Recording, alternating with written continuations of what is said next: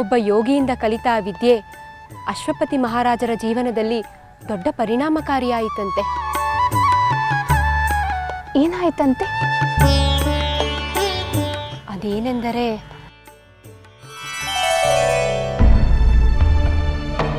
ಸ್ವಾಮಿ, ಇದೇನಿದು? ನಿಮ್ಮ ನಗುವಿಗೆ ಕಾರಣವೇನೆಂದು ಕೇಳಿದರೆ ಮಾತು ಮರೆತ ಮೂಕರಂತೆ ಮೌನಕ್ಕೆ ಶರಣಾಗಿ ಹೋದಿರಲ್ಲ.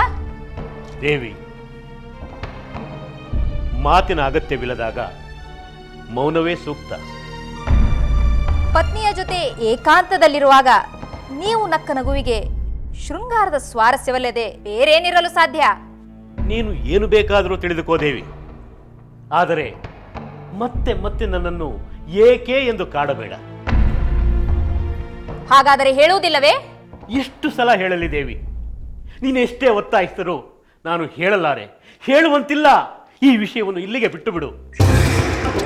ನೀವು ಇಷ್ಟೊಂದು ಹಠ ಮಾಡುತ್ತಿರುವುದನ್ನು ನೋಡಿದರೆ ಅದೇನೆಂದು ನಾವು ಊಹೆ ಮಾಡಬಲ್ಲೆ. ಏನು ಬೇಕಾದರೂ ಊಹಿಸ್ಕೋ ದೇವಿ, ಆದರೆ ನನ್ನ ಪಾಡಿಗೆ ನನ್ನನ್ನು ಬಿಟ್ಟು ಬಿಡು. ನಿಮ್ಮ ಮನಸ್ಸಿನಲ್ಲಿ ವಂಚನೆ ಇಲ್ಲದಿದ್ದರೆ ಅದೇನೆಂದು ನೀವು ಹೇಳಬಹುದಿತ್ತು. ವಂಚನೆ? ಪತ್ನಿಯೊಡನೆ ಇರುವಾಗ ನೀವು ಇನ್ನೊಂದು ಹೆಣ್ಣಿನೊಂದಿಗೆ ನಡೆಸಿದ ರಾಸಲೀಲೆ ನೆನಪಾಗಿರುತ್ತದೆ, ಅದಕ್ಕೆ ನಕ್ಕಿರುತ್ತೀರಿ. ಅಂತಹ ಮಹಾಕಾರ್ಯವನ್ನು ಪತ್ನಿಯ ಎದುರು ಹೇಳುವ ಧೈರ್ಯ ಯಾವ ಪತಿಗಿದೆ? ದೇವಿ, ಎಂತಹ ಹೊಲಸು ಆಲೋಚನೆ ನಿನ್ನದು.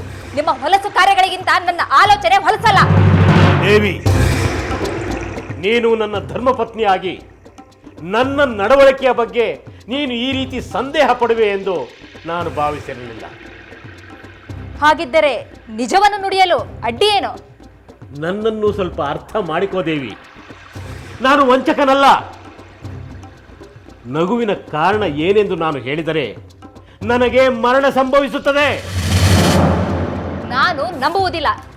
ಸತ್ಯವನ್ನು ಮುಚ್ಚಿಡಲು ನೀವು ಇಂತಹ ಕುಂಟ ನೆಪಗಳನ್ನು ಹೇಳುತ್ತಿರುವರೆಂದು ನನಗೆ ಗೊತ್ತು. ಪತಿಯ ಮರಣಕ್ಕಿಂತ ನಿನ್ನ ಸಂದೇಹ ನಿವಾರಣೆಯೇ ಪ್ರಧಾನ ಎಂದು ಭಾವಿಸುತ್ತಿರುವ ನೀನು ಎಂತಹ ಪತಿವ್ರತೆಯೇ? ನೀವು ಕಾರಣ ಹೇಳಲೇಬೇಕು, ಇಲ್ಲದಿದ್ದರೆ ನಾನು ಸಾಯುತ್ತೇನೆ. ಒಂದೇ ಒಂದು ದಿನದ ಅವಕಾಶ, ಅಷ್ಟರಲ್ಲಿ ಸತ್ಯ ಹೇಳಲೇಬೇಕು. ಇಲ್ಲವಾದರೆ ಈ ಅರಮನೆಯಲ್ಲಿ ನನ್ನ ಶವ ಬೀಳುತ್ತದೆ.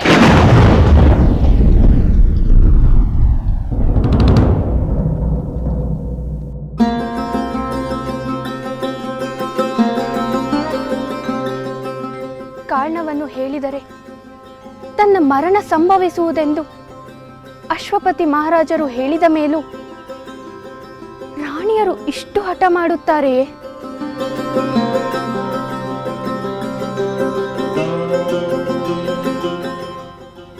ಶ್ರುತಕೀರ್ತಿ ಮಾಂಡವಿಯು ತಮ್ಮ ಪತ್ರದಲ್ಲಿ ಇದೇ ಸಂದೇಹವನ್ನು ವ್ಯಕ್ತಪಡಿಸಿದ್ದಾರೆ. ಪತಿ ಸತ್ತರೂ ಚಿಂತೆ ಇಲ್ಲ, ತನಗೆ ಸತ್ಯ ತಿಳಿದು ಬಿಡಬೇಕೆಂಬುದು ಸ್ತ್ರೀಯಾದವಳ ಲಕ್ಷಣವಲ್ಲ. ಮುಂದೇನಾಯ್ತು ಸೋದರಿ? ಮಹಾರಾಜರು ಕಾರಣವನ್ನು ಹೇಳಿದರೆ ಅಥವಾ ಮಹಾರಾಣಿಗೆ ಯಾರಾದರೂ ಹಠ ಮಾಡಬಾರದು ಎಂದು ಬುದ್ಧಿ ಹೇಳಿದರೆ ಏನಾಯಿತು? ಎರಡೂ ನಡೆಯಲಿಲ್ಲ. ಅಂದರೆ ಅಶ್ವಪತಿ ಮಹಾರಾಜರು ಗಹನವಾಗಿ ಚಿಂತೆ ಮಾಡಿ ಕಡೆಗೆ ತಮಗೆ ಆ ವಿದ್ಯೆಯನ್ನು ಹೇಳಿಕೊಟ್ಟ ಯೋಗಿಯ ಬಳಿ ಹೋದರಂತೆ. ಅಲ್ಲಿ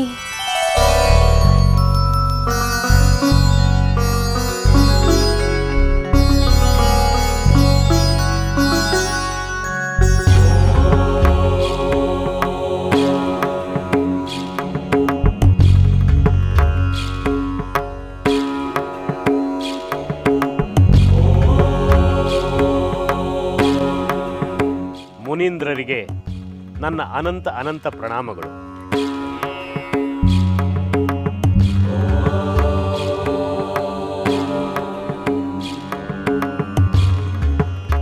ಪೂಜ್ಯರೇ, ಪ್ರಾಣಿ ಪಕ್ಷಿಗಳ ಭಾಷೆಯನ್ನು ತಿಳಿಯುವ ವಿದ್ಯೆಯನ್ನು ತಮ್ಮಿಂದ ಕಲಿತು ನಾನು ಸಂತೋಷಪಟ್ಟಿದ್ದೆ. ಆದರೆ ಆದರೆ ಎಂದು ಏಕೆ ಅರ್ಧಕ್ಕೆ ನಿಲ್ಲಿಸಿದೆ ರಾಜೇಂದ್ರ? ಆ ವಿದ್ಯೆ ಇಂದು ನನ್ನ ಸಂಕಟಕ್ಕೆ ಕಾರಣವಾಗಿದೆ. ಏಕೆ? ಏನಾಯಿತು? ಈ ರಹಸ್ಯವನ್ನು ಬೇರೆ ಯಾರಿಗಾದರೂ ತಿಳಿಸಿಬಿಟ್ಟಿಯಾ? ಇಲ್ಲ ಇಲ್ಲ ಪೂಜ್ಯರೇ, ಈ ರಹಸ್ಯವನ್ನು ನಾನು ಯಾರಿಗೂ ಹೇಳಲಿಲ್ಲ. ಹೇಳದೇ ಇರುವುದರಿಂದಲೇ ನನಗೆ ಸಂಕಟ ಪ್ರಾಪ್ತವಾಗಿದೆ. ಏನು ಸಂಕಟ? ಯಾರಿಂದ ಪ್ರಾಪ್ತವಾಗಿದೆ?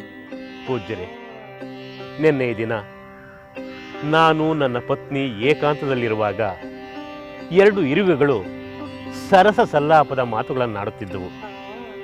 ಯಾರದೋ ಕಾಲಿಗೆ ಸಿಕ್ಕಿ ಕ್ಷಣದಲ್ಲಿ ಸಾಯಬಹುದಾದ ಆ ಇರುವೆಗಳು 1000 ವರ್ಷ ಜೊತೆಯಾಗಿ ಬಾಳುವ ಮಾತುಗಳನ್ನಾಡುತ್ತಿದ್ದವು.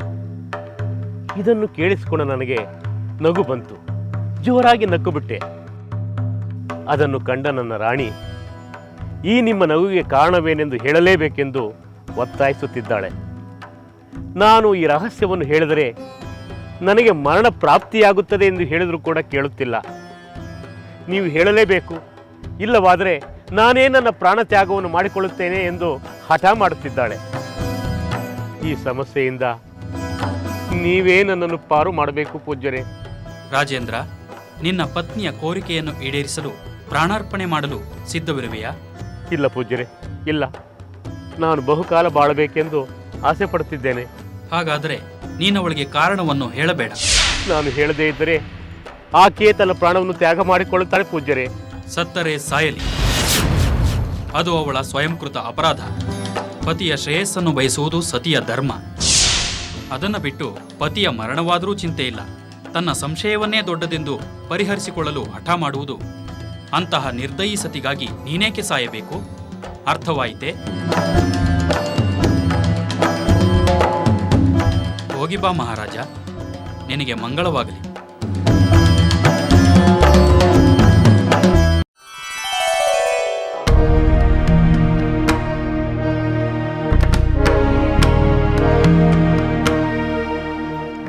ಸ್ವಾಮಿ, ನಾನು ನಿಮಗೆ ಕೊಟ್ಟ ಸಮಯಾವಕಾಶ ಮುಗಿಯಿತು. ನಿಮ್ಮ ನಗುವಿಗೆ ಕಾರಣವೇನೆಂದು ಹೇಳುತ್ತೀರೋ ಅಥವಾ ನಾನು ಸಾಯಲೋ? ನೀನು ಏನೇ ಮಾಡಿದರೂ ನಾನು ಕಾರಣವನ್ನು ಹೇಳುವುದಿಲ್ಲ. ಹಾಗಾದ್ರೆ ಈ ಅರಮನೆಯಲ್ಲಿ ನನ್ನ ಶವ ಬೀಳುತ್ತದೆ. ಛೀ! ನೀಚ ಹೆಣ್ಣೆ, ನಿನ್ನ ಪತಿಯ ಸಾವಿಗಿಂತ ನಿನ್ನ ಹಠವೇ ಹಿರಿದಾಯ್ತಲ್ಲವೇ? ನಿನ್ನಂತಹ ಹೃದಯಹೀನ ರಾಣಿ ನನಗೆ ಅವಶ್ಯಕತೆ ಇಲ್ಲ. ನನ್ನ ರಾಜ್ಯಕ್ಕೂ ಬೇಕಾಗಿಲ್ಲ. ತೊಲಗು, ತೊಲಗು ಇಲ್ಲಿಂದ.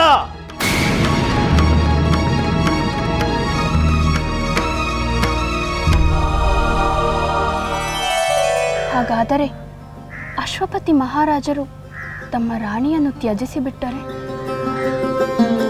ಹೌದು ಸಹೋದರಿ, ಪಾಪ. ಅವರು ಪತ್ನಿಯನ್ನು ತೊರೆದು ತಮ್ಮ ಪ್ರಾಣವನ್ನು ಉಳಿಸಿಕೊಳ್ಳಬೇಕಾಯಿತು. 2 ಸಣ್ಣ ಇರುವೆಗಳ ಸಂಭಾಷಣೆ ರಾಜ ದಂಪತಿಗಳ ಬಾಳಿಗೆ ವಿಷವಾಯಿತೆ. ಎಂಥ ವಿಚಿತ್ರ! ನನಗೂ ಅಚ್ಚರಿಯಾಯಿತು. ಇಂತಹ ಅಚ್ಚರಿಯ ಸಂಗತಿಗಳು ಜಗತ್ತಿನಲ್ಲಿ ಎಷ್ಟಿವೆಯೋ ಏನೋ. ನನಗಂತೂ ರಾಣಿಯದೇ ತಪ್ಪೆನಿಸುತ್ತಿದೆ. ಅವರು ಅಷ್ಟು ಹಠ ಮಾಡಬಾರದಾಗಿತ್ತು.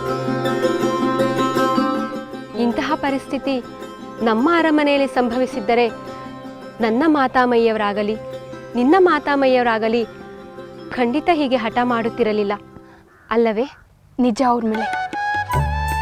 ತಮಗೆ ನೋವಾದರೂ ನುಂಗಿಕೊಂಡು ಪತಿಯ ಶ್ರೇಯಸ್ಸನ್ನೇ ಹಾರೈಸುವ ಉದಾರಿಗಳವರು.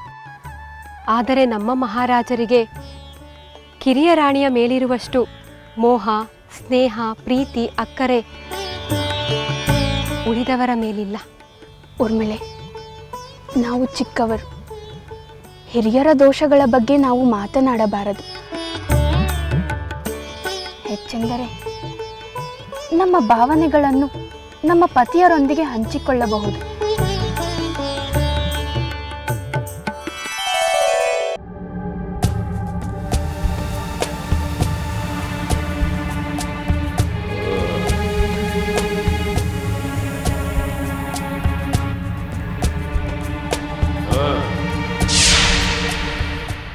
ಯಲೈಸುರಾಧಮ, ನಾನು ನಿನಗೆ ಒಂದು ಸದವಕಾಶವನ್ನು ಕೊಡುತ್ತೇನೆ.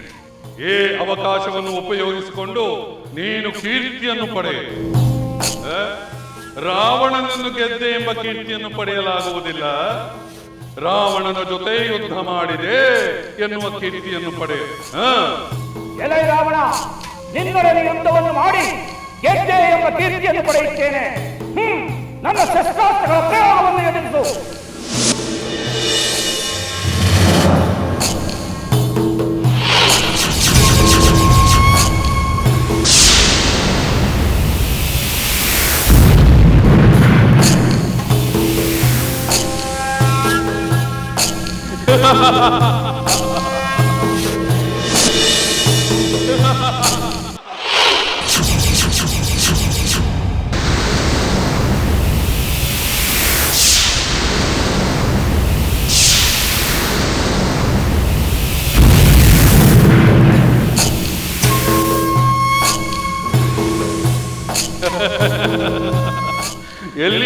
ಎಲ್ಲಿ ಅಸ್ತ್ರ?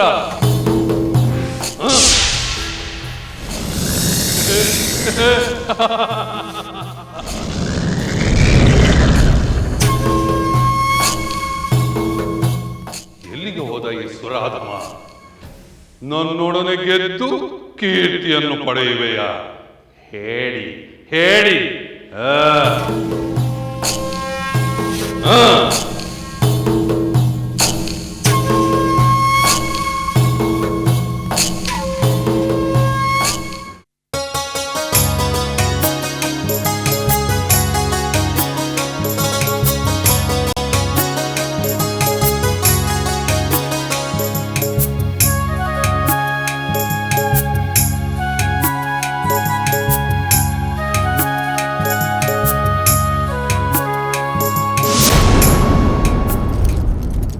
ರಾಣಿಯವರೇ, ಮಹಾರಾಜರು ಆಗಮಿಸುತ್ತಿದ್ದಾರೆ. ನೀನು ಇದನ್ನು ತೆಗೆದುಕೊಂಡು ಹೋಗು.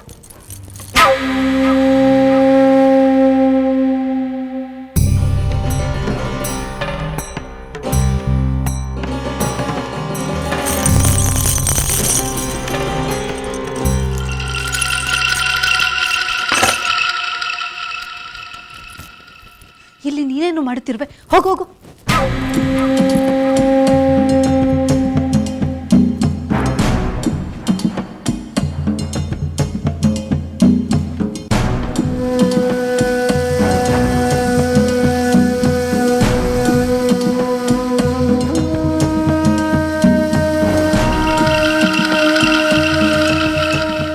ದೇವಿ, ಕೈಕೇಯಿ,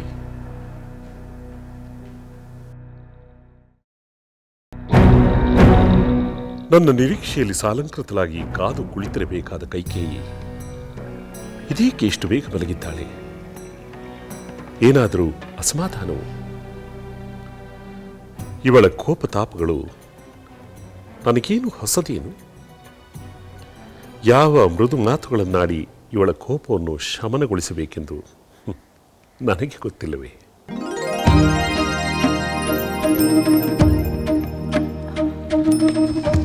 ಈಗ ಬಂದಿರಾ ಪ್ರಭು? ನನ್ನ ಅವಿನಯವನ್ನು ಮನ್ನಿಸಬೇಕು. ನಾನೆಲ್ಲೋ ಕಳೆದು ಹೋಗಿದ್ದೆ.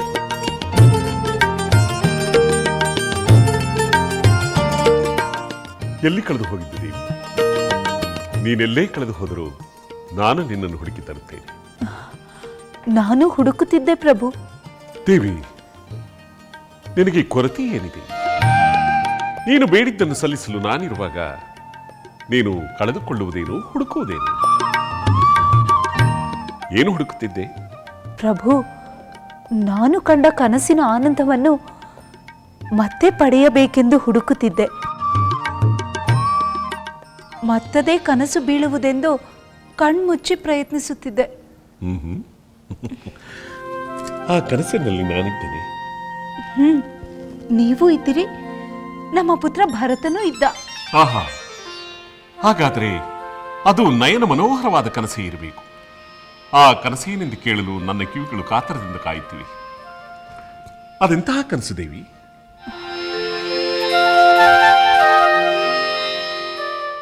ಆ ಕನಸು ಈಗಲೂ ನನ್ನ ಕಣ್ಮುಂದೆ ನಡೆಯುತ್ತಿರುವಂತೆ ಭಾಸವಾಗುತ್ತಿದೆ. ನಿಮ್ಮ ಒಡ್ಡೊಲಗ ತುಂಬಿ ತುಳುಕುತ್ತಿತ್ತು, ವಿಶೇಷ ಅಲಂಕಾರದಿಂದ ಕಂಗೊಳಿಸುತ್ತಿತ್ತು. ನೀವು ನಿಮ್ಮ ಸಿಂಹಾಸನದ ಮೇಲೆ ಹೆಮ್ಮೆಯಿಂದ ಕುಳಿತುಕೊಂಡಿದ್ದೀರಿ. ಮಂತ್ರಿ ಸುಮಂತರು, ರಾಜ ಪುರೋಹಿತರೆಲ್ಲರೂ ಸಂಭ್ರಮ ಪಡುತ್ತಿದ್ದರು. ನಿಮ್ಮ ಸಿಂಹಾಸನದ ಪಕ್ಕದಲ್ಲೇ ಮತ್ತೊಂದು ಸಿಂಹಾಸನ. ಮಂತ್ರ ಘೋಷಗಳ ನಡುವೆ ಕುಮಾರ ಮರಿ ಆನೆಯಂತೆ ನಿಧಾನವಾಗಿ ನಡೆದು ಬರುತ್ತಿದ್ದಾನೆ.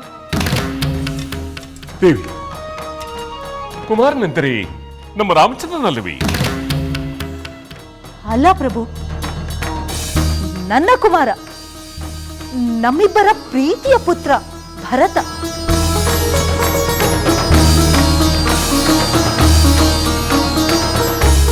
ಪ್ರಭು, ಅವನನ್ನು ಸಿಂಹಾಸನದ ಮೇಲೆ ಕೂರಿಸಿ ನೀವೇ ನಿಮ್ಮ ಕೈಯಾರ ಯುವರಾಜ ಪಟ್ಟಾಭಿಷೇಕವನ್ನು ಮಾಡಿ ಅವನ ತಲೆಗೆ ಕಿರೀಟ ಧಾರಣೆ ಮಾಡಿದಿರಿ. ಹೂ ಮಳೆಗರೆಯಿತು, ಜನರೆಲ್ಲ ಜಯಘೋಷ ಮಾಡಿದರು.